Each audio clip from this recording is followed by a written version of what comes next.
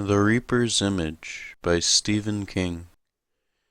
We moved it last year, and quite an operation it was, too, Mr. Carlin said as they mounted the stairs. Had to move it by hand, of course. No other way. We insured it against accident with Lloyd's before we even took it out of the case in the drawing room.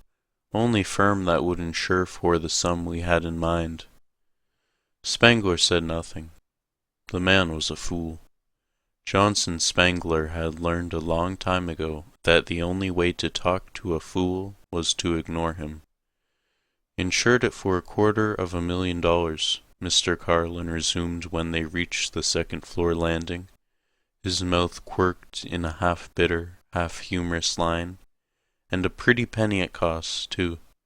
He was a little man, not quite fat, with rimless glasses and a tanned bald head that shone like a varnished volleyball. A suit of armor, guarding the mahogany shadows of the second-floor corridor, stared at them impassively. It was a long corridor, and Spangler eyed the walls and hangings with a cool professional eye. Samuel Claggart had bought in copious quantities, but he had not bought well. Like so many of the self-made industry emperors of the late 1800s, he had been little more than a pawn-shop rooter masquerading in collector's clothing, a connoisseur of canvas monstrosities, trashy novels and poetry collections in expensive cowhide bindings, and atrocious pieces of sculpture, all of which he considered art. Up here the walls were hung, festooned was perhaps a better word, with imitation Moroccan drapes, numberless, and no doubt anonymous, Madonnas holding numberless haloed babes, while numberless angels flitted hither and thither in the background, grotesque scrolled candelabra, and one monstrous and obscenely ornate chandelier surmounted by a salaciously grinning nymphet. Of course the old pirate had come up with a few interesting items. The law of averages demanded it. And if Samuel Claggart Memorial Private Museum, guided tours on the hour, admission $1 adults, 50 cents children, nauseating, was 98% blatant junk, there was always that other 2%, things like the Coombs long rifle over the hearth in the kitchen, the strange little camera obscure in the parlor, and of course the Delver-looking glass was removed from downstairs after a rather unfortunate incident, Mr. Carlin said abruptly, motivated apparently by a ghastly glaring portrait of no one in particular at the base of the next staircase. There had been others, harsh words, wild statements, but this was an attempt to actually destroy the mirror. The woman, a Miss Sandra Bates, came in with a rock in her pocket. Fortunately, her aim was bad, and she only cracked a corner of the case. The mirror was unharmed. The Bates girl had a brother. "No need to give me the dollar tour," Spangler said quietly. "I'm conversant with the history of the Delver glass." "Fascinating, isn't it?" Carlin cast him an odd, oblique look. "There was that English Duchess in 1709, and the Pennsylvania rug merchant in 1746. Not to mention, I'm conversant with the history," Spangler repeated quietly. "It's the workmanship I'm interested in. And then, of course, there's the question of authenticity." "Authenticity!" Mr. Carlin chuckled, a dry sound, as if bones had stirred in a cupboard below the stairs. "It's been examined by experts, Mr. Spangler. So was the Lemlear Stradivarius." "So true," Mr. Carlin said with a sigh. "But no Stradivarius ever had quite the unsettling effect of the Delver glass." "Yes, quite," Spangler said, in a softly contemptuous voice. He understood now that there would be no stopping Carlin. He had a mind which was perfectly in tune with the age. "Quite." They climbed the third and fourth flights in silence. As they drew closer to the roof of the rambling structure, it became oppressively hot in the dark upper galleries. With the heat came a creeping stench that Spangler knew well, for he had spent all his adult life working in it, a smell of long dead flies in shadowy corners, of wet rot and creeping wood-lice behind the plaster. The smell of age. It was a smell common only to museums and mausoleums. He imagined much the same smell might arise from the grave of a virginal young girl, 40 years dead. Up here the relics were piled helter-skelter, in true junk-shop profusion. Mr. Carlin led Spangler through a maze of statuary, frame-splintered portraits, pompous gold-plated bird cages, the dismembered skeleton of an ancient tandem bicycle. He led him to the far wall where a step-ladder had been set up beneath a trapdoor in the ceiling. A dusty padlock hung from the trap.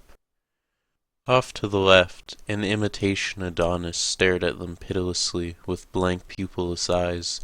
One arm was outstretched, and a yellow sign hung on the wrist which read, "Absolutely no admittance." Mr. Carlin produced a key ring from his jacket pocket, selected a key, and mounted the step-ladder. He paused on the third rung, his bald head gleaming faintly in the shadows. "I don't like that mirror," he said. "I never did. I'm afraid to look into it. I'm afraid that I might look into it one day and see what the rest of them saw." "They saw nothing but themselves," Spangler said. Mr. Carlin began to speak, stopped, shook his head, and fumbled above him, craning his neck to fit the key properly into the lock. "Should be replaced," he muttered. "It's damn!" The lock sprung suddenly and swung out of the hasp. Mr. Carlin made a fumbling grab for it and almost fell off the ladder. Spangler caught it deftly and looked up at him. He was clinging shakily to the top of the step-ladder, face white in the brown semi-darkness. "You are nervous about it, aren't you?" Spangler said in a mildly wondering tone. Mr. Carlin said nothing. He seemed paralyzed. "Come down," Spangler said. "Please, before you fall." Carlin descended the ladder slowly, clinging to each rung like a man tottering over a bottomless chasm. When his feet touched the floor he began to babble, as if the floor contained some current that had turned him on, like an electric light. $250,000 worth of insurance to take that thing from down there to up here. That goddamn thing. They had to rig a special block and tackle to get it into the Gabble storeroom up there, and I was hoping, almost praying, that someone's fingers would be slippery, that the rope would be the wrong test, that the thing would fall and be shattered into a million pieces. "Facts," Spangler said. "Facts, Carlin. Not cheap paperback novels, not cheap tabloid stories or equally cheap horror movies. Facts. Number 1. John Delver was an English craftsman of Norman descent who made mirrors in what we call the Elizabethan period of England's history. He lived and died uneventfully. No pentacles scrawled on the floor for the housekeeper to rub out, no sulphur-smelling documents with a splotch of blood on the dotted line. Number 2. His mirrors have become collector's items due principally to fine craftsmanship, and to the fact that a form of crystal was used that had a mildly magnifying and distorting effect upon the eye of the beholder, a rather distinctive trademark. Number 3. Only 5 Delvers remain in existence to our present knowledge, 2 of them in America. They are priceless. Number 4. This Delver and one other that was destroyed in the London Blitz have gained a rather spurious reputation due largely to falsehood, exaggeration, and coincidence. Fact number 5, Mr. Carlin said. "You're a supercilious bastard, aren't you?" Spangler looked at him with mild detestation, at the blind-eyed Adonis. "I was guiding the tour that Sandra Braid's brother was a part of when he got his look into your precious delve mirror, Spangler. He was perhaps 16, part of a high school group. I was going through the history of the glass, and had just got to the part you would appreciate, extolling the flawless craftsmanship, the perfection of the glass itself, when the boy raised his hand. 'But what about the black splotch in the upper left-hand corner?' he asked. 'That looks like a mistake.' and one of his friends asked him what he meant, so the Bates boy started to tell him, then stopped. He looked at the mirror very closely, pushing right up to the red velvet guard rope around the case. Then he looked behind him as if what he had seen had been the reflection of someone in black, standing at his shoulder. It looked like a man, he said, but I couldn't see the face. It's gone now. And that was all. Go on, Spangler said. You're itching to tell me it was the Reaper. I believe that is the common explanation, isn't it? That occasional chosen people see the Reaper's image in the glass? Get it out of your system, man. The National Enquirer would love it. Tell me about the horrific consequences and defy me to explain it. Was he later hit by a car? Did he jump out of a window? What? Mr. Carlin chuckled a forlorn little chuckle. You should know better, Spangler. Haven't you told me twice that you are, conversant with history of the Delver glass? There were no horrific consequences.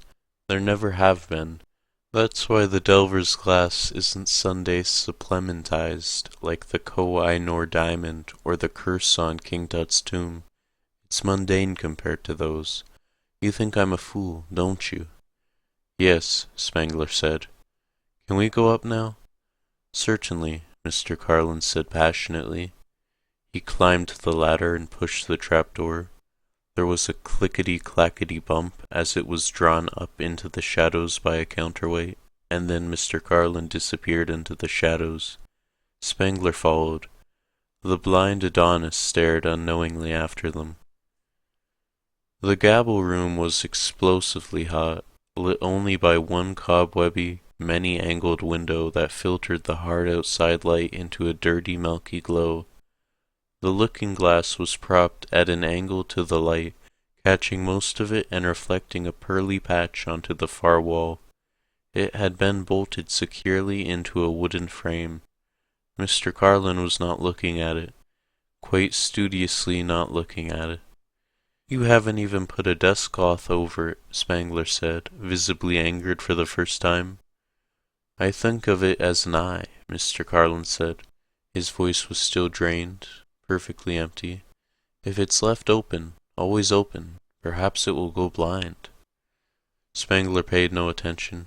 He took off his jacket, folded the buttons carefully in, and with infinite gentleness he wiped the dust from the convex surface of the glass itself. Then he stood back and looked at it.